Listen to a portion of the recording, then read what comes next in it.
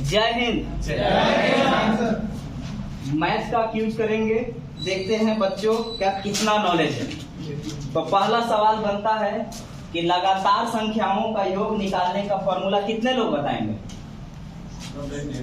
चलिए ठीक है, आप बोलिए। लगातार संख्याओं का योग क्या होता है? n इंटू n प्लस 1/2 का मतलब हुआ कि प्रथम पद जोड़ अंतिम पद और उन्हें कुल संख्या बटा में 2। आप बताइए लगातार संख्याओं का औसत कैसे निकालेंगे? लगातार संख्याओं का प्रथम पद प्लस अंतिम पद बाई 2। प्रथम पद जोड़ अंतिम पद बटा में 2, ये होता है ना? चलिए ठीक है, आप बोलिएगा कि जब दो संख्याओं का गुणनफल दिया हो तो एलसीएम और एचसीएफ का जो फॉर्मूला होता है वो क्या होता है? एलसीएम इनटू एचसीएफ को प्रथम पद गुणे द्वितीय पद। यानी जब दो संख्याओं का गुणनफल दिया हुआ रहेगा तो एलसीएम एचसीएफ का जो सवाल बनता है उसका होता है n मतलब एलसीएम इंटू एचसीएफ बराबर में पहली संख्या गुणे दूसरी संख्या। चलिए बढ़िया, आप बताइएगा वर्ग के क्षेत्रफल और परिमाप। वर्ग का क्षेत्रफल, हाँ, वर्ग का परिमाप सर परिमाप, हाँ परिमाप और क्षेत्रफल। 4a परिमाप और क्षेत्रफल a स्क्वायर। क्षेत्रफल a स्क्वायर, बहुत बढ़िया। इनका है कि एक क्षेत्रफल जो होगा वो a स्क्वायर यानी भुजा स्क्वायर होगा और परिमाप जो होगा वो 4a होगा।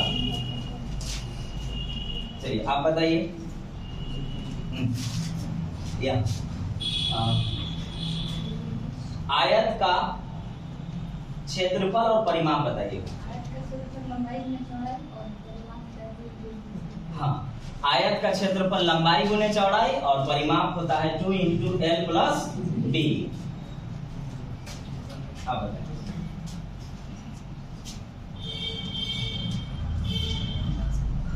छूट परसेंटेज क्या होता है? छूट परसेंटेज, डिस्काउंट परसेंटेज। हाँ, छूट परसेंटेज को बताएंगे?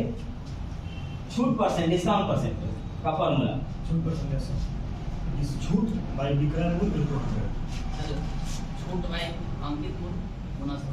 हाँ, छूट गुने 100 बटा में अंकित मूल्य एमआरपी, यानी डिस्काउंट जो है ना वो एमआरपी पर दिया जाता है, अंकित मूल्य पर दिया जाता है। आप बताइए बेलन का आयतन क्या होता है? सिलेंडर का वॉल्यूम।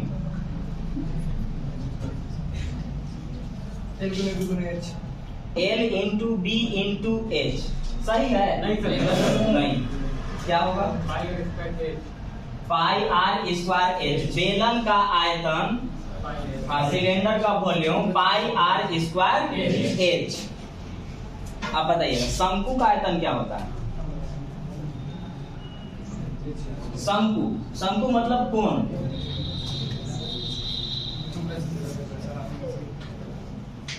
कोई बोलिए। 1/3 पाई आर स्क्वायर एच। चलो आप बताइए किसी भी संख्या का औसत कैसे निकालेंगे? औसत, एवरेज।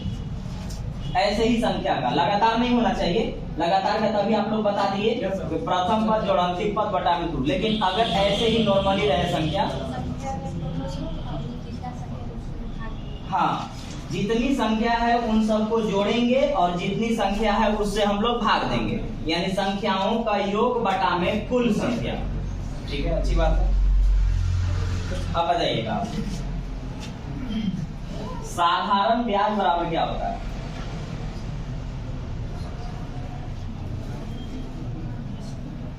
कोई बोलिए।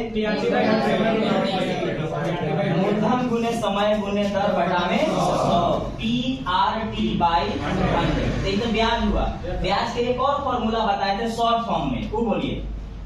ब्याज का एक और फॉर्मूला, ये तो ब्याज बराबर मूलधन गुने समय गुने दर बटा 100 तो हुआ ही, लेकिन एक और ब्याज का फॉर्मूला हम बताए हैं। देखिए किसी को याद है तो?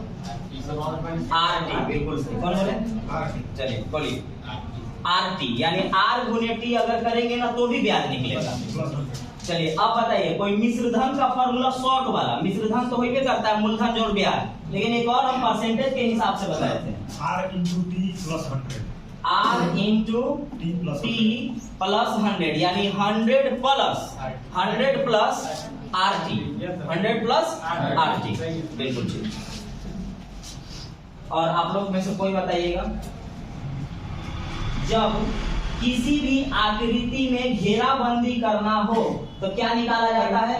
परिमाप निकाला जाता है। परिमाप निकालने को हिंदी भाषा में मतलब मैथ के भाषा में क्या बोलते हैं? नहीं, एक और टर्म है हिंदी में बाढ़ लगाना। अगर किसी भी चीज का घेराबंदी करना है तो उसको क्या कहा जाता है? बाढ़ लगाना कहा जाता है। यानी बाढ़ लगाने को कहेगा तो हम लोग उसको क्या करेंगे? परिमाप या परिधि निकालेंगे, यानी घेराबंदी करेंगे। चलिए अच्छी बात है। और बताइएगा,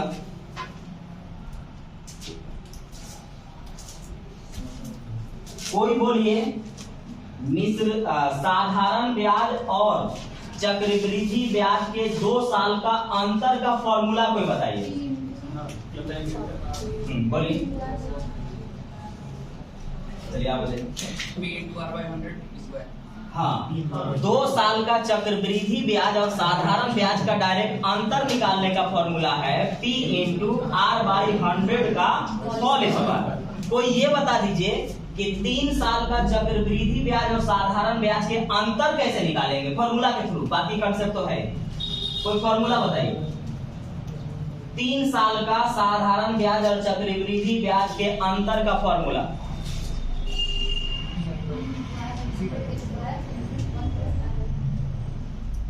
नहीं, मिस्टेक कर गए हल्का। और कोई देखिए, नहीं पता? देखिए इसी फॉर्मूला में जैसे 2 साल का क्या है तो P into R by 100 का होल स्क्वायर है। इसी में आपको जोड़ देना है 300 plus R by 100, 300 plus R by 100। अगर हम इसमें जोड़ देंगे तो फिर 3 साल का साधारण ब्याज और चक्रवृद्धि ब्याज के अंतर को निकाल करके देगा। अब बताइए 2 लगातार वर्षों का अगर दर निकालना होगा चक्रवृद्धि ब्याज के हिसाब से, 2 लगातार वर्षों का रेट दर, तो उस किस फॉर्मूला से निकालेंगे? कोई 2 लगातार वर्ष का रेट निकालना होगा चक्रवृद्धि ब्याज के हिसाब से, CI के हिसाब से, तो कौन सा फॉर्मूला यूज करेंगे? बोलिए। x plus y plus xy by 100। ये आपको सीधा 2 साल का चक्रवृद्धि ब्याज का दर निकाल करके रख देगा आपके सामने। x plus y plus xy by 100। हाँ, इसको सक्सेसिव बोलते हैं। चलिए आप लोग में से खुद अपने ही से बताइएगा। बेलन हो गया, शंकु हो गया, शंकु पूछ लिए सर ने। अच्छा चलिए ना, कोई बात नहीं। आप मुझे घनाव क्यूबाइड जिसको बोलते हैं, घनाव का परिमाप, घनाव का आयतन और घनाव का संपूर्ण पृष्ठ क्षेत्रफल, ये तीनों जो बता पाएंगे वो हाथ उठाइए। आयतन, परिमाप और संपूर्ण पृष्ठ क्षेत्रफल, या परिमाप नहीं तो विकर्ण। चलिए विकर्ण होता है √a² + b² + h²। हाँ। आयतन a into b into h। हाँ। और परिमाप होता है 2 into lb + bh + lh। बिल्कुल सही। आयतन होगा LBH, लंबाई गुने चौड़ाई गुने ऊंचाई। विकर्ण होगा √अंडर में L² + b² + h², और इसका संपूर्ण पृष्ठ क्षेत्रफल 2 into LB + BH + LH होता है, या HL करिए, कोई दिक्कत नहीं है। चक्रवृद्धि ब्याज, साधारण ब्याज इधर तो आप लोग देख ही लिए। अब बताइएगा, टाइम एंड वर्क का एक कंसेप्ट है कि अगर हमें हाँ 2 कंसेप्ट होता है, यदि कोई काम शुरू करके छोड़ दे तो उसका काम निकाल करके क्या किया जाता है ये बताइए, और कोई काम खत्म होने से पहले छोड़ेगा तो उसका काम निकाल करके क्या करेंगे ये बताइए। सर पहले वाला में घटा देते हैं, बाद वाला में जोड़ देते हैं काम से। यानी काम कोई शुरू करके अगर छोड़ेगा तो उसका काम निकाल करके क्या करेंगे, घटा देंगे, और अगर कोई काम अंतिम में जाके छोड़ेगा तो उसका क्या करेंगे, और उसको जोड़ देंगे, और उस जोड़ने का फिर मतलब निकलेगा कि वो काम छोड़ा ही नहीं, वो काम छोड़ा ही नहीं, कुल काम नहीं होगा। हाँ कुल काम हो जाएगा, और फिर वहां से आप उसको निकाल सकते हैं। अब बताइएगा कोई भी वर्गों का योग और घनों का योग का फॉर्मूला कौन बताएंगे, दोनों चाहिए, कोई भी वर्गों का योग और घनों का योग। जितना पूछा जा रहा हूं इसमें से ही सारा के सारा सवाल एक पेपर में बनेगा, ऐसा है ये सब फॉर्मूला, ऐसा फॉर्मूला है, हर पेपर में ये सब बनेगा। कोई बोलिए वर्गों का योग और घनों का योग का फॉर्मूला। वर्गों का योग होता है n into n plus 1 by 2n plus 1 by 6, और घनों का योग होता है n into n plus 1 by 2 का होल स्क्वायर। बिल्कुल सही। वर्गों का योग होगा n into n plus 1 into 2n plus 1 by 6, और घनों का योग होगा n into n plus by 2 का होल स्क्वायर। बिल्कुल ठीक। अब बताइएगा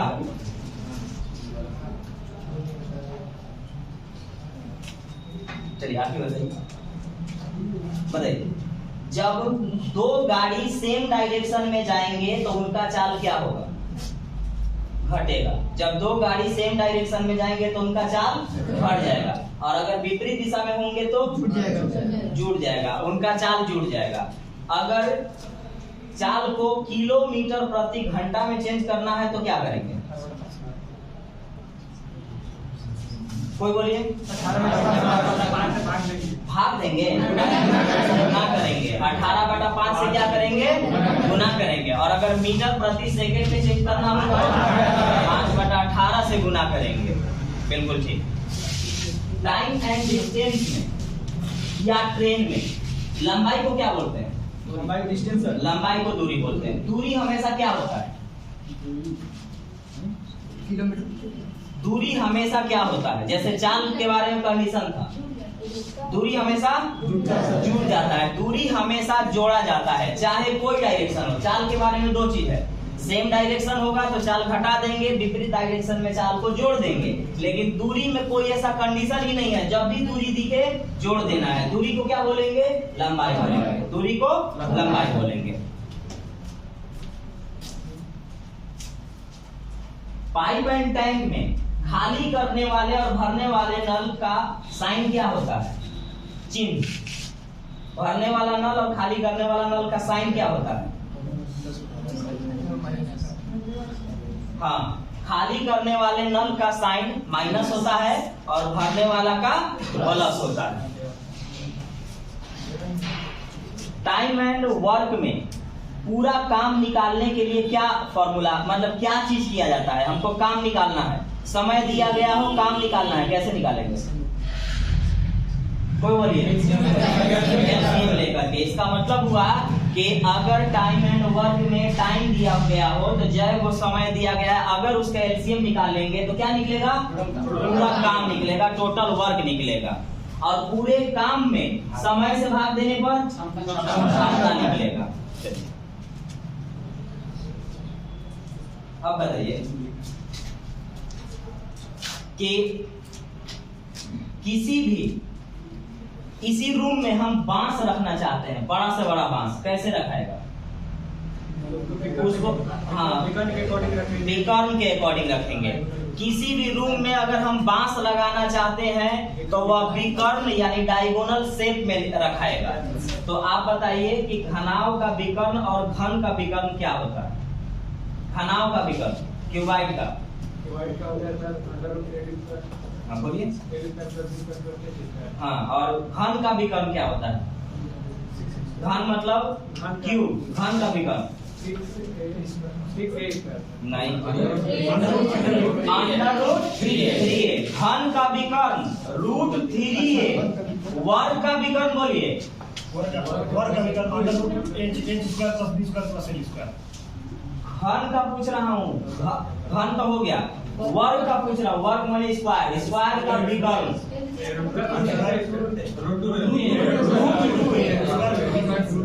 अंतर ध्यान से, वर्ग का विकर्ण √2a, घन का विकर्ण √3a, घन का विकर्ण √3a। अब कोई बोलिएगा, मैं दो आकृति को पिघलाऊंगा तो क्या बराबर होगा? आयतन बराबर होगा। किसी भी दो आकृति को पिघला करके, जैसे सवाल पूछा जाता है कि एक बड़ा गेंद है, उसको पिघला के छोटे छोटे एली बनाना चाहते हैं, हाँ, तो उन दोनों का आयतन क्या होगा? आपस में बराबर होगा। तो आयतन बराबर अगर हो गया, और बताइएगा, अगर मैं इसमें टाइल्स लगाना चाहता हूँ, कोई भी जवाब दे सकते हैं, मैं इस रूम में टाइल्स लगाना चाहता हूँ, तो टाइल्स की संख्या निकालने के लिए क्या करेंगे? उसका साइज निकालेंगे। हाँ, कोई बोलिए, कर सकते से निकालेंगे सर, बोलिए। कर सकते से निकालेंगे। नहीं, टाइल्स लगाना, हम पूछ रहे हैं टाइल्स इसमें कै वो लगेगा, इसके लिए हम क्या करेंगे? उसका एरिया का स्क्वायर करके भाग करेंगे। बोलिए। उसका एरिया का स्क्वायर करके सिर्फ से भाग करेंगे। इनका क्या नाम है कि किसी भी रूम में टाइल्स लगाना है, इसके लिए क्या करना पड़ेगा कि इस रूम का क्षेत्रफल निकालना पड़ेगा और टाइल्स का क्षेत्रफल से भाग देना पड़ेगा। अब कोई बताइए कि टाइल्स का जो क्षेत्रफल होगा, वो तो क्षेत्रफल भुजा निकालेंगे तो निकल जाएगा, लेकिन टाइल्स का जब भुजा निकालना होगा तब क्या करेंगे? कोई बोलिए। टाइल्स का मुझे भुजा निकालना है, जैसे मेरे पास इसी रूम में 10 मीटर लंबा और 5 मीटर चौड़ा रूम है, मैं चाहता हूं कि इसमें टाइल्स लगाना चाहता हूं, तो पहले ये बताइए कि टाइल्स का हम भुजा कैसे निकालेंगे? टाइल्स का भुजा का परिमाप निकालेंगे। कोई बोलिए। नहीं, हम तो पहले भुजा, देखिए, पहले भुजा निकालेंगे तब ना टाइल्स का हम क्षेत्रफल निकालेंगे, तब ना हम भाग देंगे। मैं पूछ रहा हूँ भुजा कैसे निकालेंगे।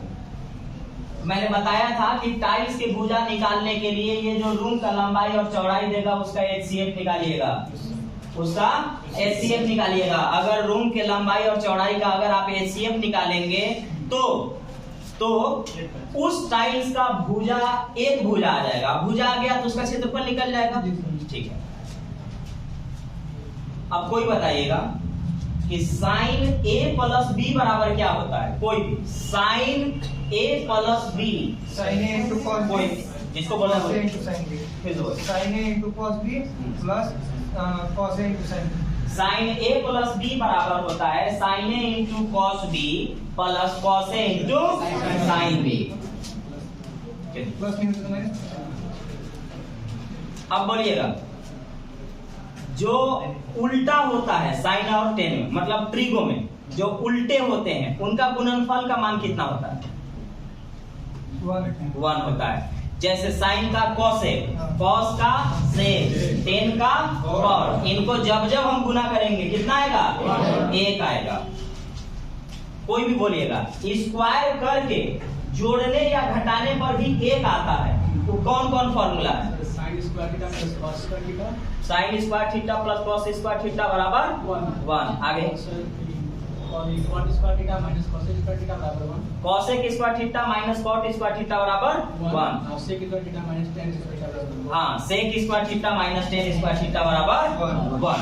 अब बोलिए, कोई बोलिएगा, प्रथम अर्धांश, ट्रिगो की बात कर रहा हूँ, ट्रिगो में प्रथम अर्धांश का मतलब 0 से 90 डिग्री, इसमें कौन कौन पॉजिटिव और कौन निगेटिव होता है? सर पॉजिटिव से साइन और कॉस होता है। 0 से 90 के बीच में पूछ रहा हूँ। 90 के बीच में सर 0 में सब पॉजिटिव होता है, हाँ, और 90 में साइन और कॉसेक पॉजिटिव होता है। मैं यहाँ पूछ रहा था कि 0 से 90 के बीच में साइन कॉस टेन में पॉजिटिव निगेटिव के बारे में। सब पॉजिटिव होता है। हाँ, सब होता है।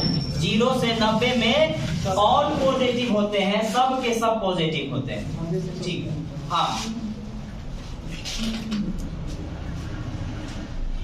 चलिए आप बताइए, अगर किसी पेड़ का लंबाई दिया गया, किसी पेड़ का लंबाई दिया गया और उस पेड़ पर हम एक सीढ़ी ऐसे लगा रहे हैं और उस सीढ़ी का भी लंबाई दिया गया, ध्यान से, पेड़ का लंबाई दिया है, ये वाला सीढ़ी का लंबाई दिया गया है, तो कौन सा फॉर्मूला लगाया जाता है?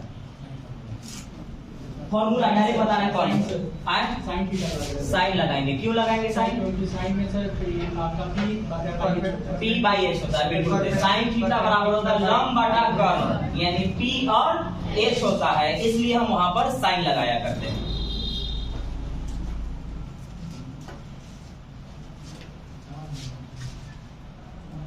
अब कुछ मैं आपसे डायरेक्ट क्वेश्चन ऐसे ही कर लेता हूं। 1 2 3 4 5 डॉट डॉट डॉट 50 तक अगर चला जाए, 1 2 3 4 5 50 तक चला जाए, तो अगर इनको जोड़ने के लिए कोई कहे तो पूरा जोड़ के कितना आएगा, यानी कुल योग कितना होगा? ऐसे ही ओरली बोल सकते हैं अगर कोई बोल पाएंगे तो। 1 से लेके 50 तक लगातार संख्या का योग कितना होगा? 475। बोलिए 475। 475। और लोग लगातार 1 से 50 तक लगातार संख्याओं का योग कितना होगा? मतलब अगर कोई जोड़ने को कहे तो हाँ 275 उसका क्या नाम है? देखिए आपको पता है 525 सर, 525 है। 525 225 किसी का आ रहा है। इसका देखिए फॉर्मूला क्या है? फॉर्मूला है प्रथम पद जोड़ अंतिम पद 1275। हाँ गुणे कुल संख्या बटा में 2। लगातार संख्या का योग यही ना होगा। और n का मतलब होता है 50। अभी क्या हुआ? 50 तक न गया है तो 50 आएगा, तो n इंटू n प्लस 1/2 यानी 50 गुने 51 बटा में 2। 2 से काटेंगे 25 आएगा, 25 एकम 25, तो 25 बचे 125, 125 और 2 127, 127 में 5 जब साटिएगा तो 1275 बनेगा। अब कोई बताइए लगातार 100 संख्या का योग कितना होगा? ओरली 50 यानी 100 गुने 101 बटा में 2। तो 100 को जब 2 से काटेंगे तो 50 बनेगा, और 50 से जब हम 101 में गुना करेंगे तो 50 आ जाएगा। चलिए बढ़िया है। आप औसत चाल का 3 गो फॉर्मूला होता है, केवल औसत चाल। औसत चाल का 3 फॉर्मूला होता है, तीनों में जय याद है बोल। औसत चाल का फॉर्मूला होता है कुल दूरी बटा कुल समय। कुल समय और x plus y/2 x plus Y by और सर अगर दूरी कांस्टेंट हो हाँ। तो 2 into X plus Y by 2 into X plus Y by दोनों डिफरेंस का अंतर इंटू टी। और कोई हाँ बोलिए। अगर दूरी समान हो तो 2x बटा x प्लस y। अगर समय समान हो चाल अगर हो तो x प्लस y/2। और कुछ भी बराबर ना हो तो कुल दूरी बटा कुल समय। बिल्कुल औसत चाल का मतलब होता है कुल दूरी बटा कुल समय। जब ऐसे ही दिया जाए, ऐसे ही जब दूरी बराबर कर दे, जैसे 200 किलोमीटर जाना है और 200 वापस आ जाना है, तो दूरी बराबर है, तो दूरी बराबर में 2xy बटा में x प्लस y। और जब समय बराबर हो, जैसे 100 किलोमीटर 1 घंटा से चले, फिर 100 किलोमीटर 1 घंटा और चले, तो समय बराबर हो गया। तो समय जब बराबर होगा और चाल देगा, जैसे पहला हमने 80 किलोमीटर प्रति घंटा के हिसाब से 1 घंटा चला, 1 घंटा और 50 किलोमीटर प्रति घंटा के हिसाब से चला, तो 1 घंटा का मतलब समय ऐसे सवाल को बराबर करते हैं। और समय बराबर हो तो लगता है x प्लस वाई बाई 2, और x और y का मतलब 4। x और y का मतलब 4। अब बताइए चक्रवृद्धि ब्याज और साधारण ब्याज में अंतर क्या होता है? कितने लोग? चक्रवृद्धि ब्याज और साधारण ब्याज में अंतर क्या होता है? साधारण ब्याज सब सिंपल तौर से जाता है, जैसे कि 1 साल का, उसके बाद फिर कांस्टेंट दूसरे साल में वही रहेगा। लेकिन चक्रवृद्धि ब्याज में ब्याज पर ब्याज लगता है, यानी हर साल ब्याज बदल जाएगा। हर साल ब्याज। हाँ बिल्कुल सही। साधारण ब्याज और चक्रवृद्धि ब्याज में अंतर है कि साधारण ब्याज का हर साल का ब्याज सेम रहेगा, और चक्रवृद्धि ब्याज में क्या होगा कि हर साल उसका ब्याज बदल जाएगा, हर साल उसका ब्याज। अब ये बताइए कि अगर ब्याज बदलेगा तो दर बदलेगा कि नहीं? नहीं सर, दर तो जो लगा है वो सेम रहेगा, लेकिन हर बार जो आपका ब्याज है वो सब के सब क्या होगा? बदलते चला जाएगा।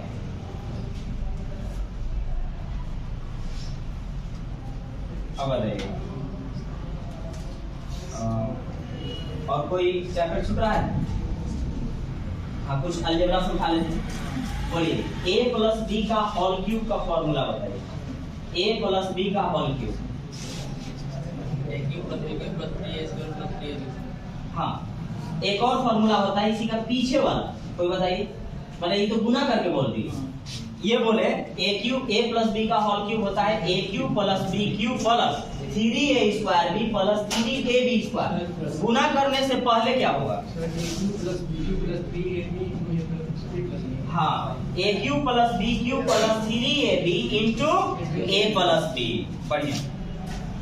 अब बताइए, अगर प्लस में दिया गया हो, प्लस में दिया गया हो, अगर किसी चीज का स्क्वायर पूछे, एक्स प्लस, मैं ऐसे ही पूछ रहा हूँ आपसे, X plus Y, X plus 1/x का मान अगर 3 है, 1 प्लस 1/x का मान 3 है, तो x square plus 1/x square का मान क्या होगा?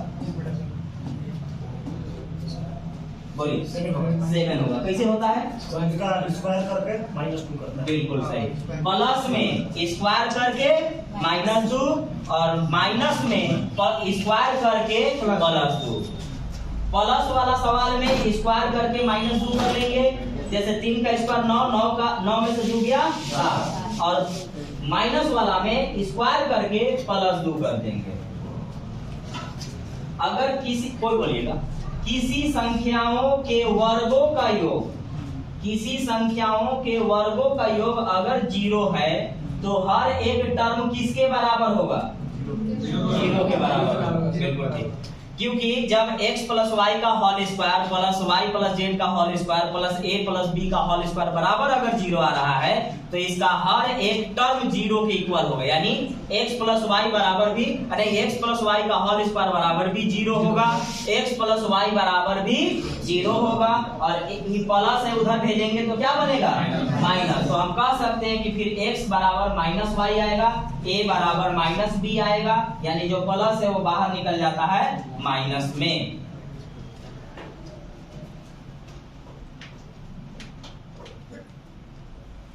अभी बताइए, कोई भी बोलिएगा, प्रॉफिट एंड लॉस में अगर किसी वस्तु को अगर ऐसे कहा जाए कि 5 रुपया में लेके 6 को बेचे, 5 रुपया में 6 वस्तु खरीदे और 6 रुपया में 5 वस्तु बेच दिए, तो इसका लाभ या हानि परसेंटेज निकालने का क्या तरीका है?